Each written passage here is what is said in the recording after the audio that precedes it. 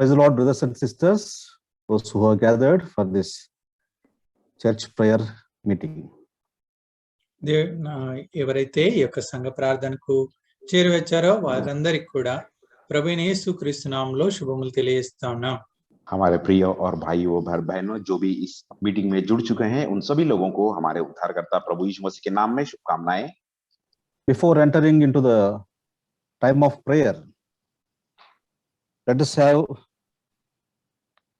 a thought from the Bible, that is Psalms 61 verses 1 and 2, and may the Lord help us to understand these things, then we can enter into prayer. ప్రార్థనలో ప్రవేశించక ముందు దేవుని వాక్యంలో నుండి కీర్తనలు 61వ కీర్తన మొదటి 2 చరణాలు మనం చూసుకొని ధ్యానించి తర్వాత ప్రార్థనలో ప్రవేశిద్దాం.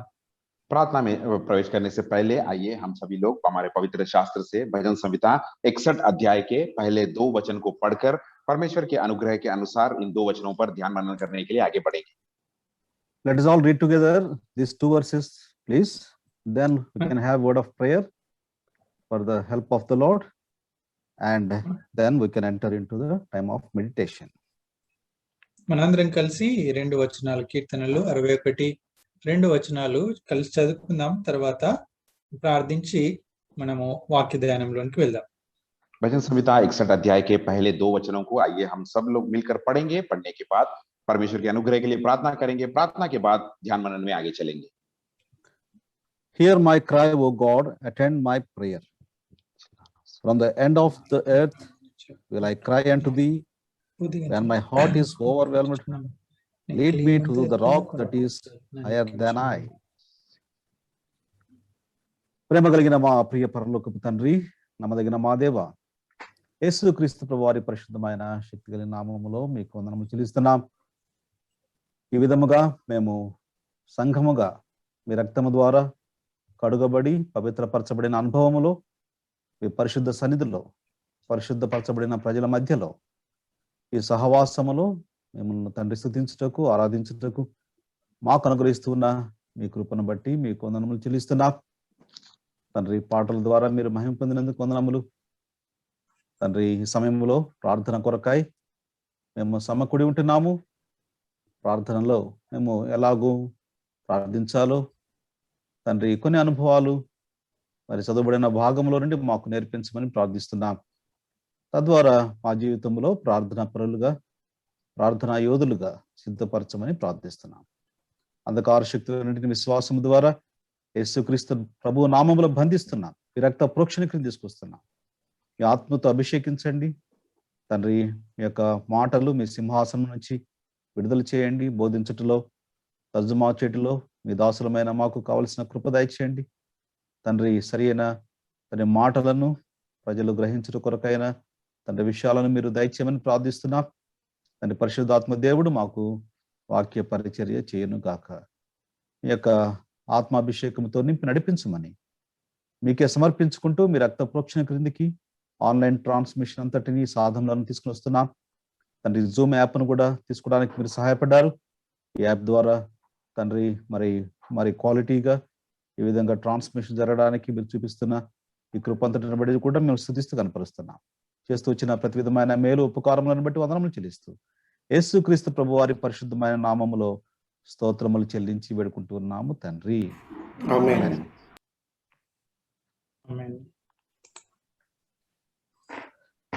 This psalm is written by King David.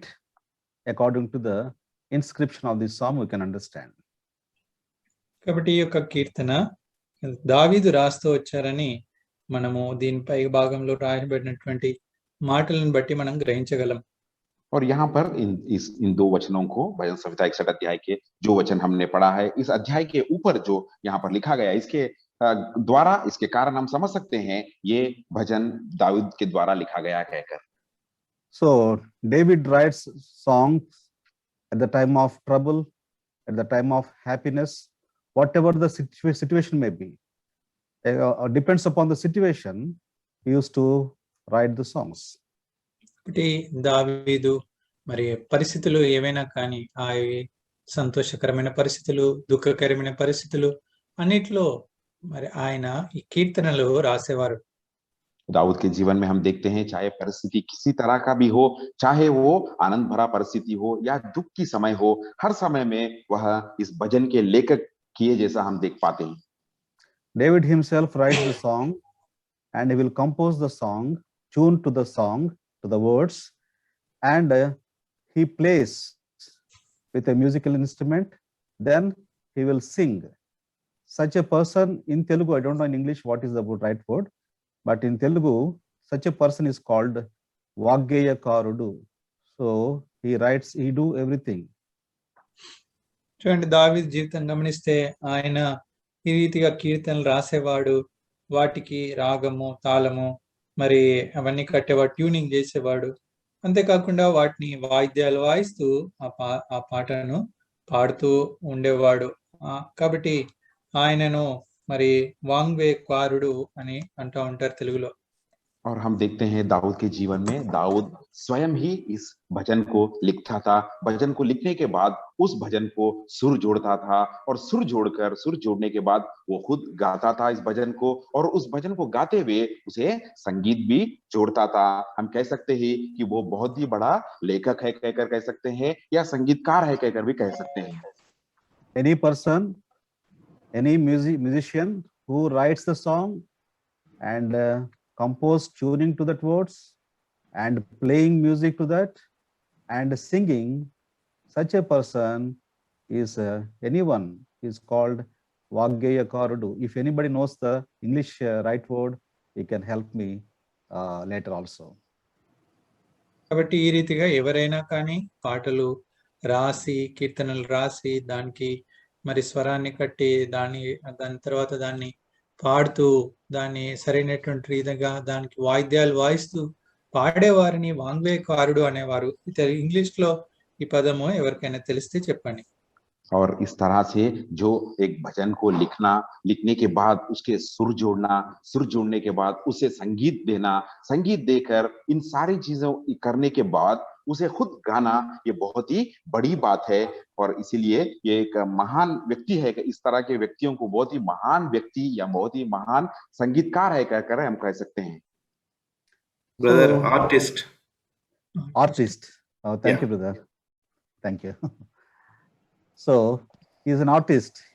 He plays and sings, writes, composing music to that, and he's such a great artist David was. కాబట్టి అలాంటి గొప్ప మరి ఆర్టిస్ట్, ఇంగ్లీష్ లో ఆర్టిస్ట్ అంటారు, తెలుగులో వాంగ్వేయకారుడు అంటారు. और इस तरह से जो व्यक्ति एक सब कुछ कर सकता है उसे हम कह सकते हैं कि बहुत बड़ा आर्टिस्ट है कर अंग्रेजी में कह सकते हैं, इसी तरह हिंदी में कलाकार है कर भी हम कह सकते हैं। And the time of writing this particular psalm, what we read, Psalm 61, this time is a very troublesome time, and he was away from his home and family, from his kingdom, and returning towards his home. In the troublesome time, he was writing this song. చూడండి, ఈ యొక్క కీర్తన రాసినప్పుడు ఆయన ఎంతో క్లిష్టమైనటువంటి పరిస్థితిలో లేదా కలవరమైనటువంటి పరిస్థితిలో ఉన్నారు. తన ఇంటికి, తన కుటుంబానికి, తన యొక్క రాజ్యానికి దూరంగా ఉన్నారు. అలాంటి సమయంలో ఆయన ఈ యొక్క కీర్తన రాస్తూ వచ్చారు. और यहाँ पर हम देखते हैं दाऊद जब इन बातों को लिख रहा था या इस भजन को लिख रहा था, उस समय में वह अपने घर से और अपने घर वालों से, अपने राज्य से बहुत ही दूर था, और उसकी परिस्थिति बहुत ही दुख भरी परिस्थिति है। और इस परिस्थिति में जब वो वापस अपने घर लौट रहा था, उस समय में इस भजन का उसने लेखक किया। We do not know the particular time of writing this song, but we can expect by writing this song, he was in his exile, means he was away from Jerusalem. When Absalom rebelled against him, he went away from him and hidden himself for some time. Then at the time of end of his exile, this song was written. That was supposed by the Bible scholars. కాబట్టి Bible scholars ఏమంటారంటే ఈ యొక్క కీర్తన ఎప్పుడు రాశారో మనకు స్పష్టంగా ఇక్కడ రాయబడలేదు. అయితే బైబిల్ స్కాలర్స్ ప్రకారం వారు మరి ఈ యొక్క అబ్షలోము తన కుమారుడైన అబ్షలోము ఆ దావీదుని తరిమినప్పుడు ఆయన అక్కడి నుండి పారిపోతూ వచ్చాడు. చాలా మరి రాజ్యానికి కుటుంబానికి అందరికి దూరంగా ఉండి అరణ్యంలో నివసిస్తున్నటువంటి ఆ సమయంలో మరి ఆయన తిరిగి రావడానికి సిద్ధపడుతున్నటువంటి సమయంలో ఇవి రాశారని చెప్తున్నారు. और बाइबल पंडितों के अनुसार ये घटना के अनुसार इस लेखक कब लिखा गया कहकर बाइबल के पंडित भी जानते नहीं, लेकिन ये बात कह सकते हैं कि जब वह अपने घर से अपने राज्य से दूर थे और अबशालोम के द्वारा जब अबशालोम उनके विरुद्ध में वह उठा था, उस समय उससे दूर जाकर कुछ दिन छुपने के बाद और उनकी जो दुखियां पूरे पूरे उनके संकट क्लेश पूरे होने के बाद जब वो वापस लौट रहे थे, उस समय पे इस लेखक को लिखा गया। David had a son. His name was Absalom, but he was one of the most rebellious son in his family. He did his best to dethrone his father. చూడండి, దావీదుకు అబ్షలోము అనేటువంటి కుమారుడు ఉన్నారు. ఆయన మరి తన ఇంటంతట్లో కూడా మరి ఎంతో అవిధేయుడుగా తిరుగుబాటు చేసేవాడుగా ఉన్నాడు. ఆయన తన సర్వ ప్రయత్నాలు చేసి దావీదు యొక్క రాజ్యాన్ని అనగా తన యొక్క రాజరికాన్ని పడద్రోసి తన ఆ యొక్క రాజరికాన్ని ఆక్రమించుకోవడానికి మరి ప్రయత్నిస్తూ వచ్చాడు. और दावीद के परिवार में हम देख सकते हैं कि उसका एक पुत्र था, उसका नाम अबशालोम, जो हमेशा दाऊद के विरुद्ध ही रहता था और उसकी स्वभाव से वो बहुत ही कठिन व्यक्ति था और वो पूरी कोशिश की थी, अपनी पूरी ताकत उसने लगा दी थी कि अपने पिता दाऊद को उस राज के सिंहासन से उतारने के लिए. And he joined his hands with Ahithophel, who was the wrong counselor, and he wanted to even kill his father. చూడండి, తను అహితోపెలు అనేటువంటి చెడ్డ లేకుంటే తప్పుడు ఆలోచనలు ఇచ్చేటువంటి ఆలోచనకర్తతో మరి ఆయన కుమ్మక్కై రాజును అనగా దావీదు రాజును చంపడానికి కూడా ఆయన ప్రణాళికలు వేస్తూ వచ్చారు. और ये अबशालोम हम देखते हैं कि एक अहितोपेल नामक के एक व्यक्ति के साथ उसका सहवास था, उसका उठना बैठना था, जो हमेशा उसे बुरे संगति में रखता था और बुरे बातें उसे बताता था। यहाँ तक कि हम देख सकते हैं कि अबशालोम अपने पिता दाऊद को मारने के लिए भी तैयार हुआ था. The soldiers who were with him, they became very loyal to his son and they turned toward Absalom, and he became alone. Then he was exiled from his family and his home. కాబట్టి ఎవరైతే సైనికులు తనతో పాటు ఉన్నారో అనగా దావీదుతో పాటు ఉన్నారో సైనిక అధికారులు ఉన్నారో వారందరూ కూడా ఇప్పుడు అబ్షలోం తట్టు తిరుగుతూ వచ్చారు. వారందరినీ ఆ రీతిగా తన తట్టు తిప్పుకున్న తర్వాత ఎవరు కూడా ఆయనకు సహకారిగా లేనప్పుడు ఇప్పుడు దావీదు మరి తన రాజ్యానికి కుటుంబానికి దూరంగా ఆయనను మరి తరిమివేస్తూ లేదా ఆయనే పారిపోతూ వచ్చాడు.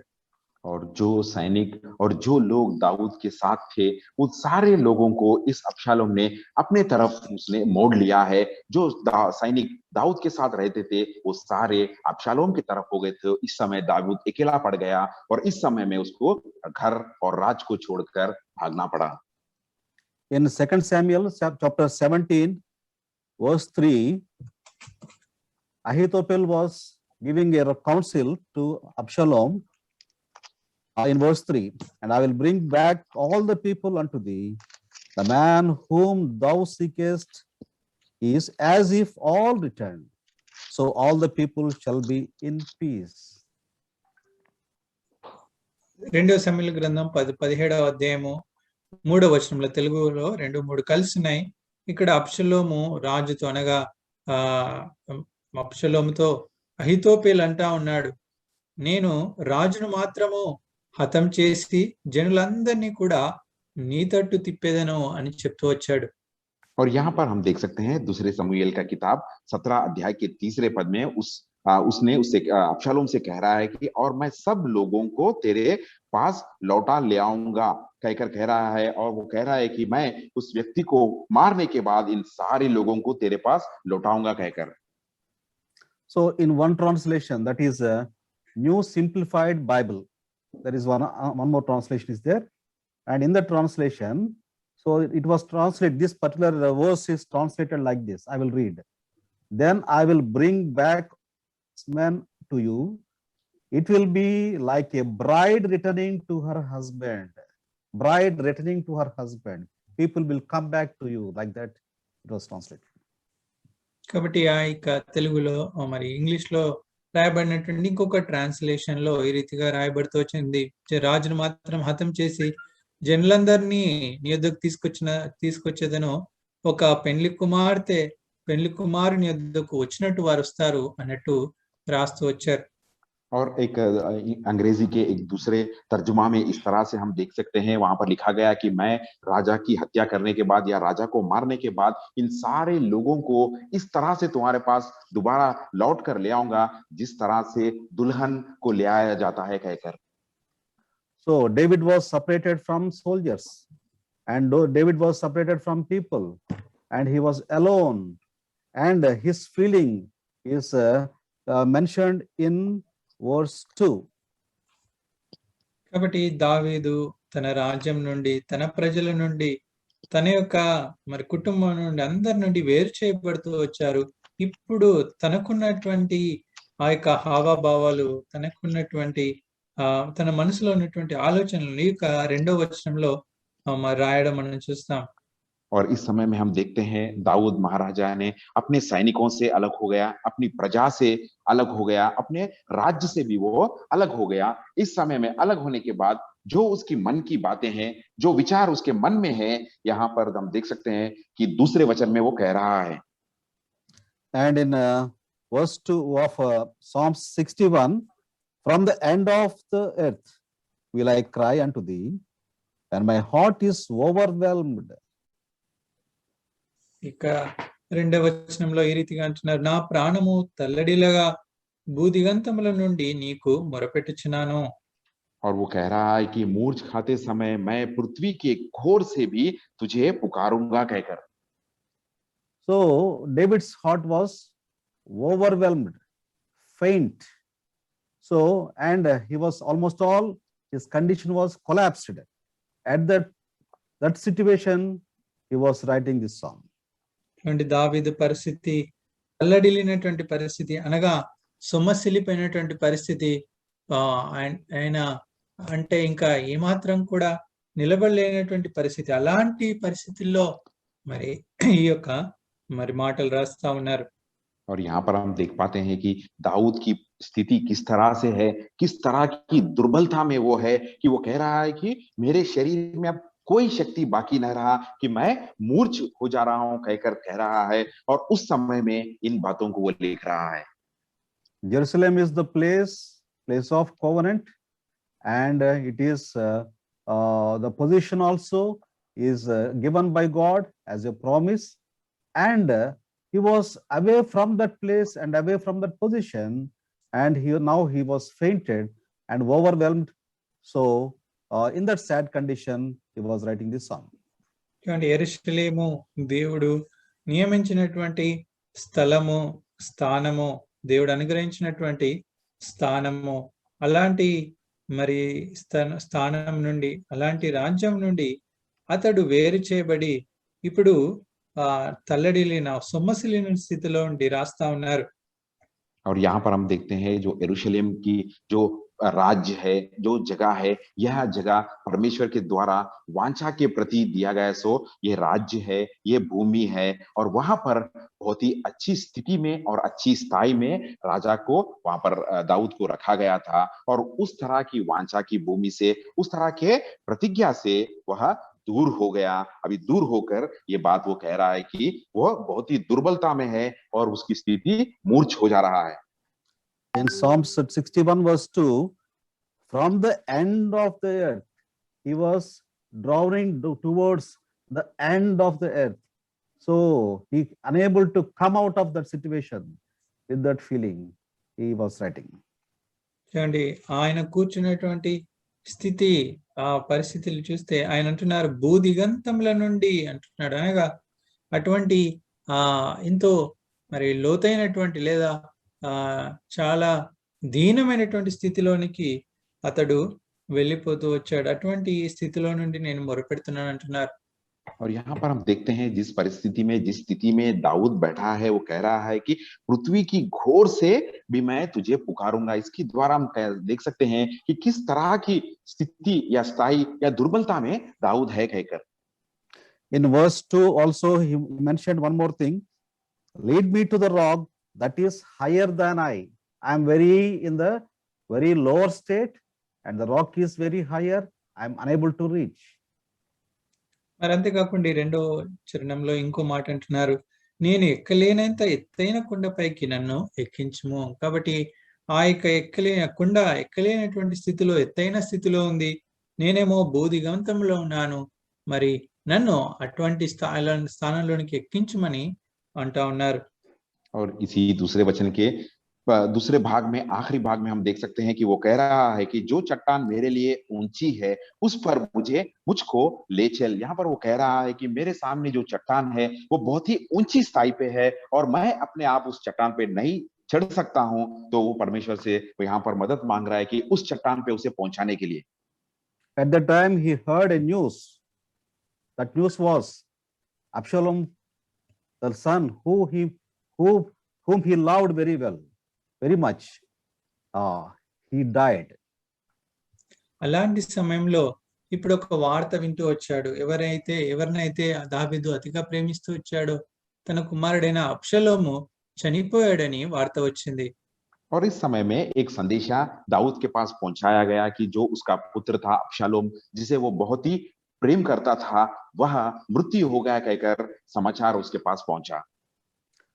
The reason for his cry was, one side he was away from his family, son is rebelled, and he was exiled.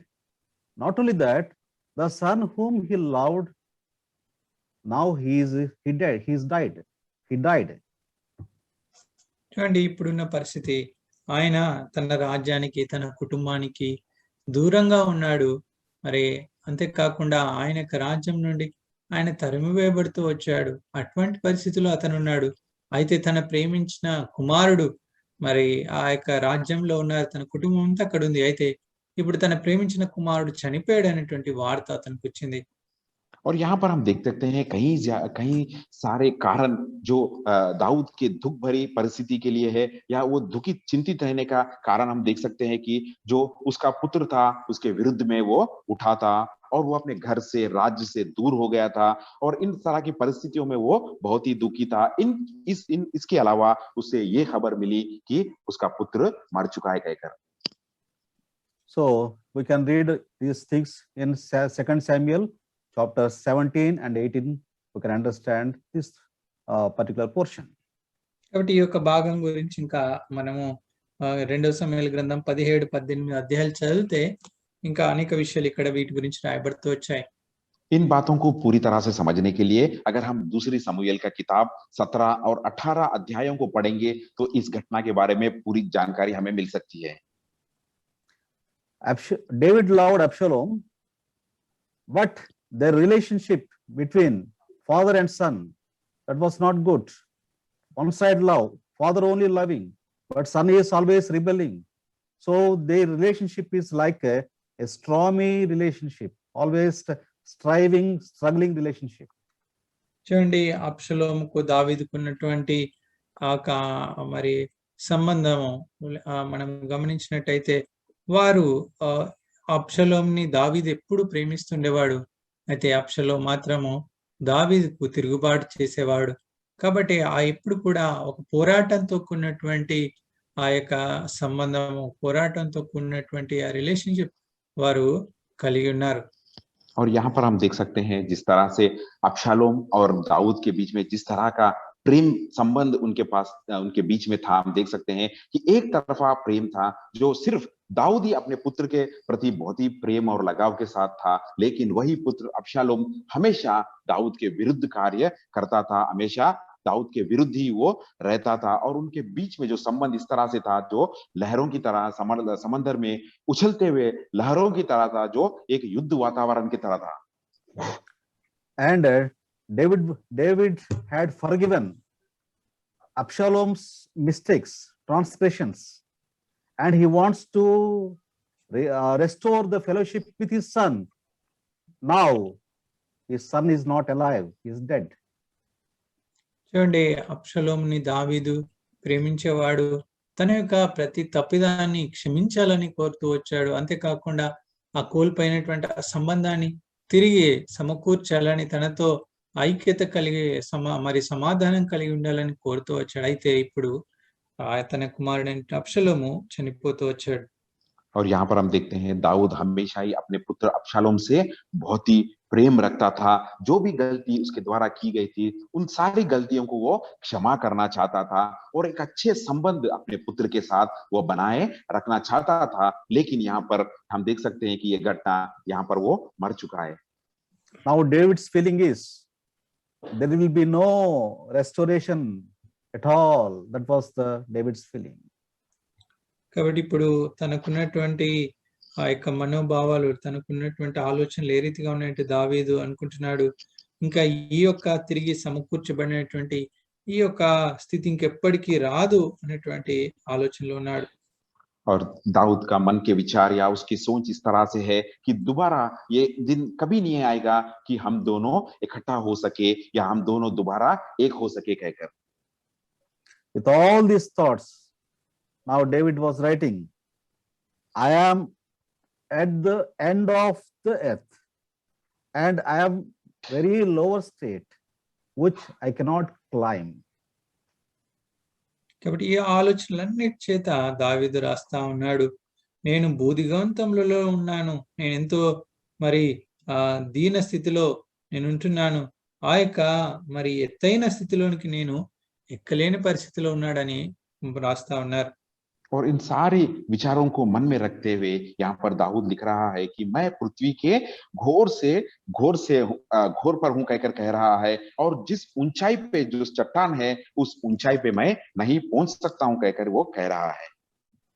So this is the song out of cry.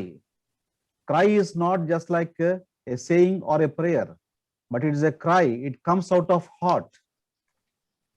కాబట్టి ఈ యొక్క కీర్తన, ఈ యొక్క మాటలు ఆయన మొరపెడుచున్నాను అంటున్నాడు. అంతేకాకుండా అనగా కేవలం మాటలు కాదు కానీ, ప్రార్థనే కాదు కానీ, తన హృదయాంతరంగంలో ఉన్నటువంటి భావాలను, తనకున్నటువంటి బాధనంతటి కూడా ఇక్కడ ఏడుస్తూ దేవుని సన్నిధిలో అడుగుతున్నట్టు చూడగలం. और यहाँ पर हम देख सकते हैं कि इन सारी बातों को अपने मन में रखकर वो केवल कह रहा है या ना सोच ही रहा है, ना कह रहा है, केवल ना पुकार रहा है या प्रार्थना कर रहा है, लेकिन वो कह रहा है कि मैं प्रार्थना की तरह चिल्लाकर या पुकारूंगा कहकर कह रहा है।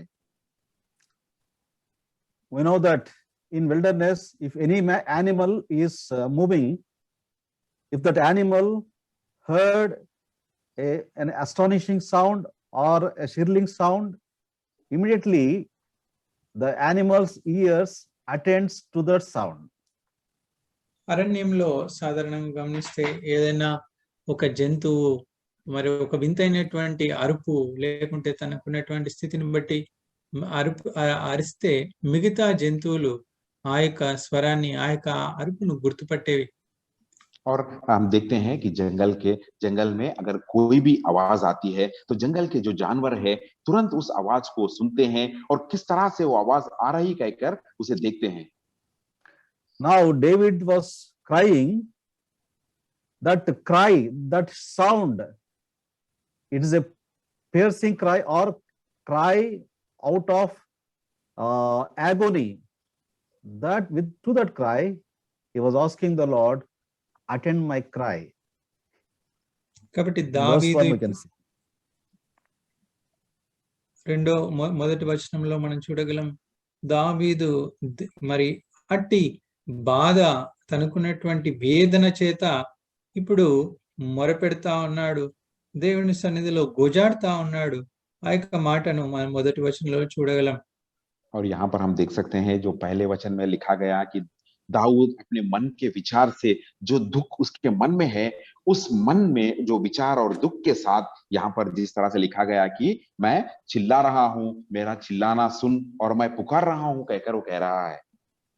So the sorrowful heart's request is, Lord, hear me. This is the first thing we can understand in this portion.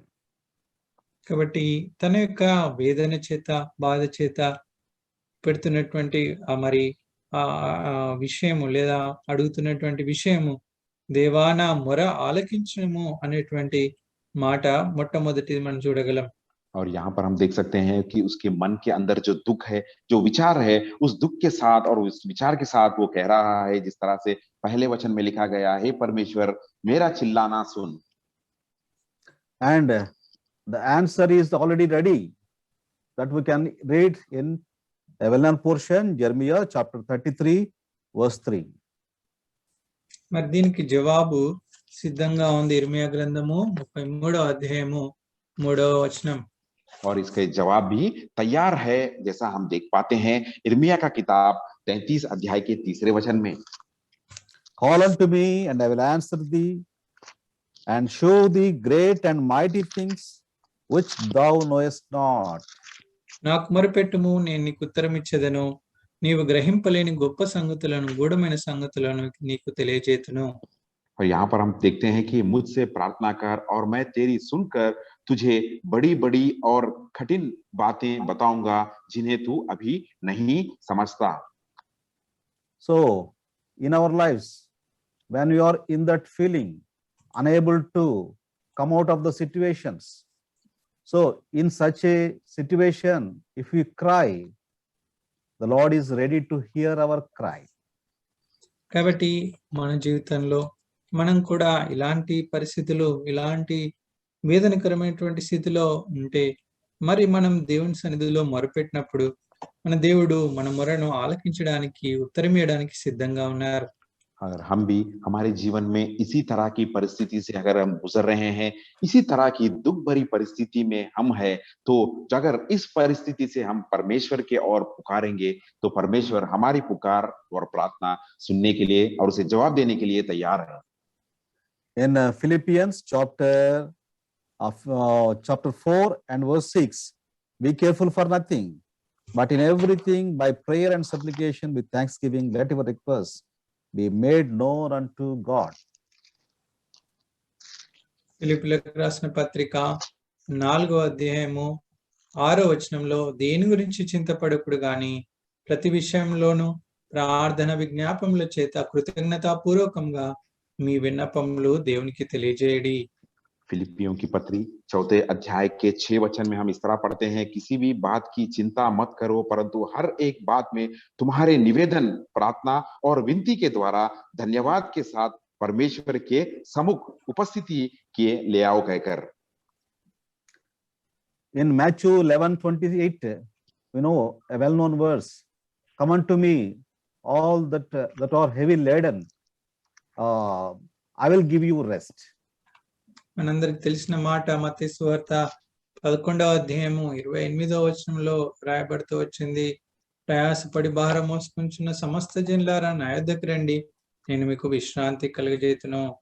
और ये बहुत ही सुपरिचित वचन जो हम सभी जानते हैं, मत्ती का सुसमाचार 11 अध्याय के 28 वचन में हम इस तरह से पढ़ते हैं, हे सभी परिश्रम करने वाले और बोझ से दबे हुए लोगों मेरे पास आओ, मैं तुम्हें विश्राम दूंगा। So the first thing is, Lord, hear me.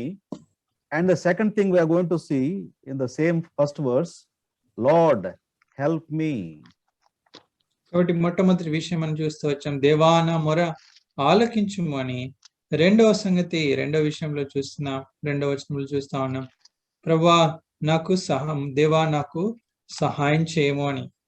और सबसे पहले हमने देखा कि पहले वचन की ध्यान मनन में कि हे परमेश्वर मेरी सुन कहकर हमने देखा, और दूसरी बात को अगर हम देखेंगे कि परमेश्वर मेरी सहायता कर कहकर।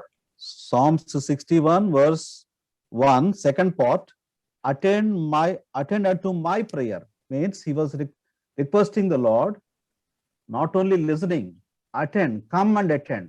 He was seeking for help of God. కాబట్టి ఈ యొక్క మొదటి వచనంలో కీర్తనలు 61 మొదటి చరణంలోనే రెండో భాగంలో నా ప్రార్థనకు చెవియొగ్గమంటున్నారు. కాబట్టి నా మొర ఆలకించడమే కాకుండా నా ప్రార్థనకు చెవియొగ్గు అని నాకు సహాయం చేయమని దావీదు కోరుతూ వచ్చాడు. और इसी भजन संहिता 61 अध्याय के पहले वचन के अंतिम भाग में हम देखते हैं कि दाऊद लिख रहा है कि मेरी प्रार्थना की ओर ध्यान दे कह रहा है। वो केवल मेरी प्रार्थना सुनना ही नहीं, परमेश्वर मेरी प्रार्थना की ओर ध्यान दे और मुझे जवाब दे कहकर वो मांग रहा है। Attend my prayer because I am crying from the end of the earth and crying from the very lower state and crying from with a heart of overwhelming. కాబట్టి నా ప్రార్థనకు చెవియొగ్గము, నేను బూదిగంతముల నుండి మొరపెట్టుచున్నాను, నా ప్రాణం తల్లడిల్లగా ఎంతో దీనమైనటువంటి స్థితిలో నుండి, సమస్యలేని స్థితిలో నుండి నేను నీకు మొరపెట్టుచున్నాను, కాబట్టి నాకు ప్రార్థనకు చెవియొగ్గమని కోరుతూ వచ్చాడు. और ये विनती कर रहा है कि मेरी प्रार्थना की ओर ध्यान दे, क्योंकि मैं मूर्छ खाते समय और मूर्छित होते हुए पृथ्वी की घोर से मैं तुझे पुकार रहा हूं, जो चट्टान के बहुत ही नीचे तले दबे हुए से उस जगह से मैं चिल्ला रहा हूं, मेरी प्रार्थना की ओर ध्यान दे कहकर वो कह रहा है। Have you ever been in this situation, or have you have this type of feel cut off from God? If you have that feeling, now let us cry before the Lord, and Lord is going to attend you in that situation. కాబట్టి ఇలాంటి పరిస్థితిలో, ఇలాంటి స్థితిలో నువ్వు ఎప్పుడైనా ఉన్నావా? అలాంటి స్థితిని మనము ఎప్పుడైనా ఎదుర్కొంటూ వచ్చామా వ్యక్తిగత కుటుంబ జీవితంలో? కాబట్టి ఇలాంటి పరిస్థితిలో ఉన్నప్పుడు మరి దేవుడు అంటే ఇక్కడ మనం చూస్తా ఉన్నాం దేవుని వాక్యంలో, నా మొర ఆలకించు, నా ప్రార్థనకు చెవియొగ్గుము అని దేవుని సన్నిధిలో మొరపెట్టాలి. దేవుడు మన ప్రార్థన వినడానికి సిద్ధంగా ఉన్నారు. क्या इसी तरह की परिस्थिति में कभी हमारा जीवन था? क्या हमारे व्यक्तिगत जीवन में या पारिवारिक जीवन में इस तरह की समस्या या इस तरह की स्थिति में हम थे, जो परमेश्वर से अलग होकर, बिछड़कर बहुत ही दूर हो गए थे? तो अगर इस तरह की परिस्थिति में हम हैं, इस तरह से की परिस्थिति में हम गिर गए हैं, तो यहाँ से हम इसी तरह परमेश्वर को पुकारना चाहिए या चिल्लाना चाहिए, हे परमेश्वर मेरी चिल्लाना सुन और मेरी प्रार्थना की ओर ध्यान दे कहकर अगर हम कहेंगे, पुकारेंगे, तो परमेश्वर हमारी प्रार्थना को सुनेंगे और जवाब देंगे। So I request you to read this verse, Psalms 119 verse 145, and also Lamentations chapter 3 verse 25 later. దయచేసి కీర్తనలు 119, 145 వచనం చరణము, అంతేకాకుండా విలాపవాక్యములు 3వ అధ్యాయం 25వ వచనము మీరందరూ కూడా చదవాలని మేము కోరుతా ఉన్నాం. और मैं आप सभी लोगों से विनती करता हूं कि इन वचनों को आप बाद में पढ़ लीजिए। भजन संहिता 119 का अध्याय का 145 वचन को पढ़िए, और इसी तरह विलाप गीत का अध्याय 3 अध्याय के 25 वचन को आप पढ़िए। And third thing we are going to see in verse 2, chapter 6, Psalm 61 verse 2, we can see the third thing. కాబట్టి మూడో విషయాన్ని మనము కీర్తనలు 61 కీర్తన 3వ చరణంలో చూడగలం. और हम इसी भजन संहिता 61 अध्याय के दूसरे वचन के अंतिम भाग में एक तीसरी बात को भी हम देख सकते हैं। Lead me to the rock that is higher than I. రెండవ వచనంలోనే ఉంది తెలుగులో, నేను ఎక్కలేనంత ఎత్తైన కొండపైకి నన్ను ఎక్కించుము. और दूसरे वचन के अंतिम भाग में हम देख सकते हैं कि जो चट्टान मेरे लिए ऊंची है उस पर मुझको ले चल। So rock, if you understand about rock, it gives stability in the time of turmoil, trouble. కాబట్టి ఈ యొక్క బండ గురించి మనము గమనించినట్టయితే అది మరి ఆ యొక్క శ్రమల్లో ఉన్నప్పుడు లేదా కలవరంలో ఉన్నప్పుడు అది స్థిరత్వాన్ని అనుగ్రహిస్తుంది. और अगर इस चट्टान के बारे में अगर हम देखते हैं तो किसी तरह की संकट या क्लेश में या किसी तरह की मुश्किल में अगर इस चट्टान पर अगर हम है तो हम दृढ़ रह सकते हैं। David is asking the Lord to place him upon the rock. కాబట్టి దావీదు దేవుని అడుగుతా ఉన్నాడు, నన్ను ఆ యొక్క ఎక్కలేనంత ఎత్తైన కొండ నన్ను ఎక్కించమంటున్నారు. और इसीलिए यहाँ पर हम देखते हैं कि दाऊद परमेश्वर से विनती कर रहा है कि उस ऊंची चट्टान पर ले जाने के लिए, उस ऊंची चट्टान पर उसे चढ़ाने के लिए। He cannot reach the rock by himself. తను తానుగా ఆ కొండను లేదా ఆ బండను ఆయన చేరుకోలేడు. और यहाँ पर हम देखते हैं कि वो अपने आप या स्वयं ही इस चट्टान पर वो नहीं चढ़ सकता। And Lord will come definitely, and he will take him and he will place him upon the rock. For that reason, he was praying.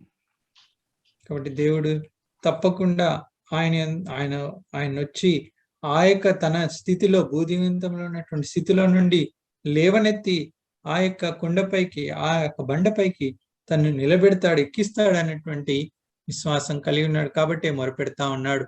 और यहाँ पर दावीद को यह पूरी विश्वास, परिपूर्ण विश्वास परमेश्वर के ऊपर है कि उस समय पृथ्वी की छोर से परमेश्वर उसे उठाकर उस ऊंची चट्टान पर उसे ले जाएगा कहकर पूरी विश्वास के साथ वो है, इसीलिए वह इस तरह की विनती प्रार्थना कर रहा है। Proverbs chapter 18 verse 10. The name of the Lord is a strong tower. The righteous runneth into it and is safe. సామెతలు 18:10 రాయబడుతూ వచ్చింది. యెహోవా నామము బలమైన దుర్గము, నీతిమంతుడు అందులోనికి పరిగెత్తి సురక్షితంగా నుండును. और इसीलिए हम देखते हैं नीति वचन का किताब 18 अध्याय के 10 वचन में इस तरह से लिखा गया, यहोवा का नाम दृढ़ गढ़ है, धार्मी उसमें भागकर सब दुर्घटनाओं से बचता है। So our rock is our Lord Jesus Christ. If you run to him, so he is the safest place for us. And whatever the situations, he will lift up and he will place us on the rock and he will protect us from the situations.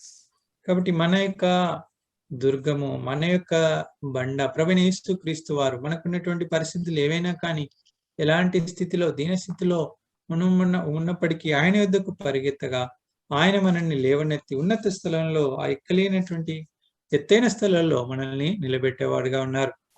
और यहाँ पर हम देखते हैं कि हमारा चट्टान हमारा प्रभु यीशु मसीह हमारा परमेश्वर है। किसी भी संकट के समय, किसी भी दुख भरी परिस्थिति में, किसी भी क्लेश में जब हम उसके पास उसकी ओर भागेंगे, उसकी ओर दौड़ेंगे, तो वह हमें इस चट्टान पर खड़ा करेगा और दृढ़ गढ़ के साथ हमें रखेगा। The rock that is higher than I means, so rock is in higher place, I am in lower place, I am in troublesome situations. Now place me on the higher place, which is the safest place, that is Lord Jesus Christ. కాబట్టి ఆ కొండ ఆ యొక్క బండ ఎత్తైన స్థలంలో ఉంది, మరి నేను దీన స్థితిలో మరి భూ దిగంతములో ఉంటున్నాను, నన్ను ఆ యొక్క కొండపైకి ఆ యొక్క బండైన క్రీస్తు పైకి నన్ను ఎక్కించుము, నన్ను నిలబెట్టుము, నన్ను స్థిరపరచుము అంటున్నారు. और यहाँ पर जो कह रहा है कि जो चट्टान मेरे लिए ऊंची है, इसका मतलब वह चट्टान के तले है और जमीन के से भी नीचे वह दबा है। इसीलिए वो विनती कर रहा है कि मुझे इस जगह से उठाकर उस चट्टान पर, जो प्रभु यीशु मसीह जो चट्टान है, उस पर मुझे रख कहकर वो प्रार्थना विनती कर रहा है। So in these two verses, Psalm 61 verses 1 and 2, we have seen three things. That is, Lord, the prayer is, Lord, lead me. Lord, help me. Lord, hide me in the rock. కాబట్టి ఈ యొక్క కీర్తనలు 161వ కీర్తన మొదటి 2 చరణాల్లో 3 విషయాలు చూస్తూ వచ్చాం.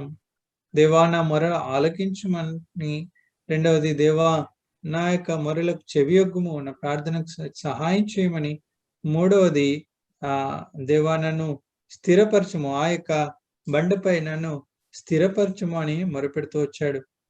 और यहाँ पर हमने जो वचन को पढ़ा है भजन संहिता 61 अध्याय के पहले 2 वचनों में 3 बातों पर हमने ध्यान मनन किया। पहले बात हमने देखा कि हे परमेश्वर मेरी चिल्लाना सुन, और दूसरी बात हमने देखा हे मेरी प्रार्थना की ओर ध्यान दे, और तीसरी बात हमने देखा है कि उस चट्टान पर मुझको ले चल और उस चट्टान के पीछे मुझे सुरक्षित रख कहकर। So our Lord Jesus Christ, He is our hiding place and He will protect us. కాబట్టి మన ప్రభువైన యేసుక్రీస్తు వారే మన యొక్క ఆశ్రయంగా మనకు ఉన్నారు. ఆయనే మనల్ని భద్రపరిచి కాపాడతారు. और हमारे प्रभु यीशु मसीह ही हमारे इस निवास स्थान के चट्टान की तरह है जो हमें इस जगह में सुरक्षित रखेंगे और बचाए रखेंगे। The blood of Lord Jesus Christ is a protecting agent, not only a cleansing agent. It protects from all troubles, trials and turmoils.